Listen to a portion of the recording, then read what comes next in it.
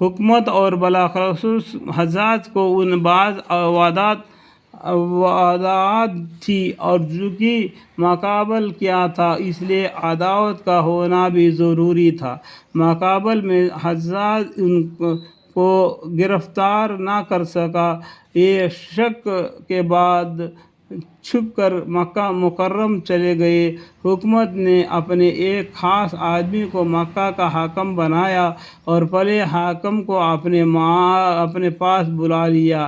اس حاکم نے جا کر خطبہ پڑھا، جس کے آخر میں عبد الملک بن مروان بادشاہ کا یہ حکم بھی سنایا کہ جو شخص سعید بن جبیر رضی اللہ عنہ کو ٹھکانہ دے اس کو خیر نہیں۔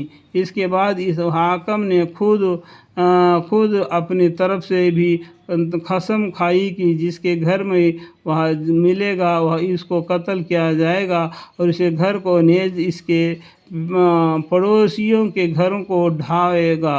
غرض بڑی وقت سے مکہ کے حاکم نے ان کو گرفتار کر کے حجاج کے پاس بھیج دیا۔ اس کو غصہ نکل لینے اور ان کو قتل کرنے کا موقع مل گیا۔ سامنے بلایا اور پوچھا کہ حجاج تیرا کیا نام ہے؟ سعد، میرا نام سعد ہے۔ حجاج کسی کا بیٹا ہے؟ سعد نے بولا جبیر کا بیٹا ہوں۔ سعد کا ترجمہ نیک بخش ہے اور جبیر نے معنی اصلاح کی ہوئی چیز اگر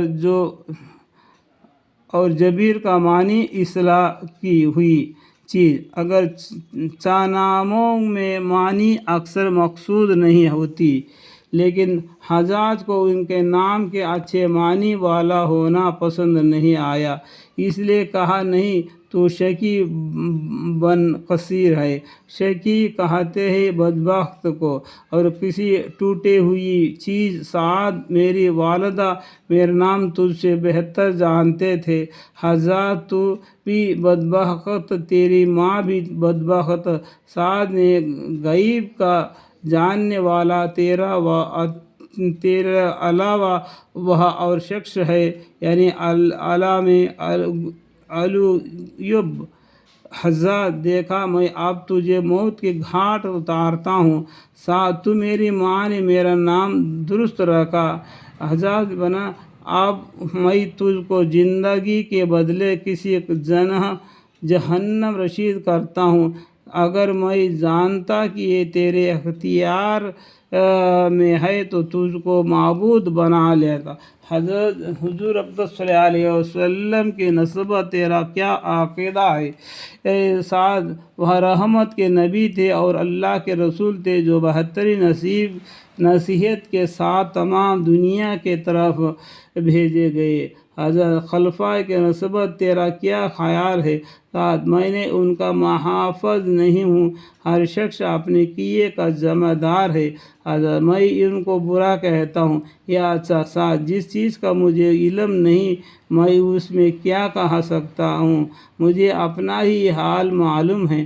حضرت، ان میں سب سے زیادہ پسندیدہ تیرے نزدیک کون ہے؟ سعد، جو سب سے زیادہ میرے مالک کو راضی کرنے والا تھا۔ بعض کو کتاب میں بھیجا، اس کو یہ جواب ہے کہ ان کے حالات بعض کو بعض پر ترجیح دیتے ہیں۔ حضرت، سب سے زیادہ راضی رکھنے والا کون تھا؟ اس کو وہی جانتا ہے جو دل کے بھیدوں اور چھپے ہوئے رازوں سے واقف ہے۔ حضرت علی رضی اللہ عنہ جنت میں ہے یا دوزخ میں؟ سعد، اگر میں جنت اور جہنم میں جاؤں اور وہاں والوں کو دیکھ لوں تو بتلا سکتا ہوں۔ حضرت، میں قیامت میں کیسا آدمی ہوگا؟ سعید، میں اس سے کم ہوں، غیب پر مطلع کیا جائے۔ حضرت، تم ان سے سچ بولنے کا ارادہ نہیں کرتا؟ سعد، میں نے جھوٹ بھی نہیں کہا۔ حضرت، تو کبھی ہنستا کیوں نہیں؟ سعد، کوئی بات ہنسنے کی نہیں، اور وہ شخص کیا ہم سے جو مٹی سے بنا ہوا اور قیامت میں اس کو جانا ہو اور دنیا کے فتنوں میں دن رات رہتا ہو۔ حضرت میں تو ہنستا ہوں، ساتھ اللہ نے ایسے ہی مختلف طریقوں میں ہم کو بنایا ہے۔ حضرت میں تجھے قتل کرنے والا ہوں، آج میری موت کا سبب پیدا کرنے والا اپنے کام سے فارغ ہو چکا۔ حضرت میں اللہ کے نزدیک تجھ سے زیادہ محبوب ہوں، ساتھ اللہ پر کوئی بھی جرأت نہیں کر سکتا جب تک کہ اپنا مرتبہ معلوم نہ کر لے، اور غیب کی اللہ ہی کو خبر ہے۔ حضرت میں کیوں نہیں جرأت کر سکتا، حالانکہ میں جماعت کے بادشاہ کے ساتھ ہوں اور تو باغیوں کے جماعت کے ساتھ ہے۔ میں جماعت سے علیحدہ نہیں ہوں اور فتنہ کو خود ہی پسند نہیں کرتا، اور جو تقدیر میں ہے اس کو کوئی ٹال نہیں سکتا۔ حضرت ہم جو کچھ امیر المومنین کے لیے جمع کرتے ہیں اس کو تو کیسا سمجھتا ہے؟ میں نہیں جانتا کہ کیا جمع کیا۔ حضرت نے سونا چاندی کے کپڑے وغیرہ منگوا کر ان کے سامنے رکھ دی۔ ساتھ یہ اچھی چیزیں ہیں اگر اپنے شرط کے موافق ہو۔ حضرت شرط کیا ہے؟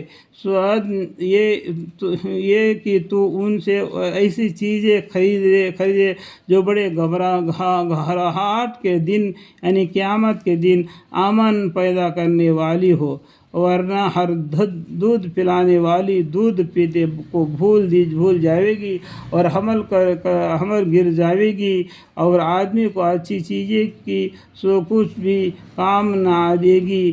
حضرت ہم نے جو جمع کیا یہ اچھی چیز نہیں، تو نے جمع کیا تو ہی اس کی اچھی کی سمجھ سکتا ہے۔ حضرت کیا تو اس میں سے کوئی چیز اپنے لیے پسند کرتا ہے؟ اور میں تو صرف اس چیز کو پسند کرتا ہوں جس کو اللہ پسند کرے۔ حضرت تیرے لیے ہلاکت ہو، ساتھ ہلاکت اس شخص کے لیے ہے جو جنت سے ہٹ کر جہنم میں داخل کر دیا جائے۔ حضرت وقت ہو کر بتلا کہ میں تجھ کسی طریقہ سے قتل کروں، ساتھ جس طرح سے قتل ہونا اپنے لیے پسند ہو۔ حضرت کیا تجھے معاف کر دوں؟ ساتھ معافی اللہ کے یہاں کی معافی ہے، تیرے معافی کرنا کوئی چیز بھی نہیں۔ حضرت نے جلاد کو حکم دیا کہ اس کو قتل کر دو، ساتھ باہر لائے گئے اور ہن سے حجاج کو اس کی اطلاع دی گئی۔ پھر بلایا اور پوچھا کہ حجاج تو کیوں ہنسا؟ ساتھ تیرے اللہ پر جرأت اور اللہ تعالیٰ کی تصویر پر حکم سے حجاج میں اس کو قتل کرتا ہوں جس نے مسلمانوں کی جماعت میں تفریق کی۔ پھر جلاد سے خطاب کر کے کہا کہ میرے سامنے اس کو گردن اڑا دے، ساتھ میں 2 رکعت نماز پڑھ لوں۔ نماز پڑھی، پھر قبلہ رخ ہو کر وجہت وجہی للذی فطر السماوات والارض حنیفا وما انا من المشرکین۔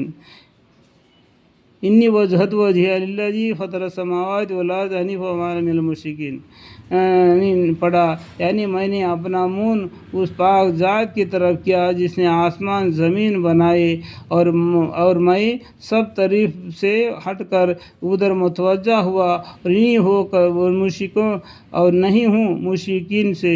حضرت اس کا منہ قبلے سے پھیر دو۔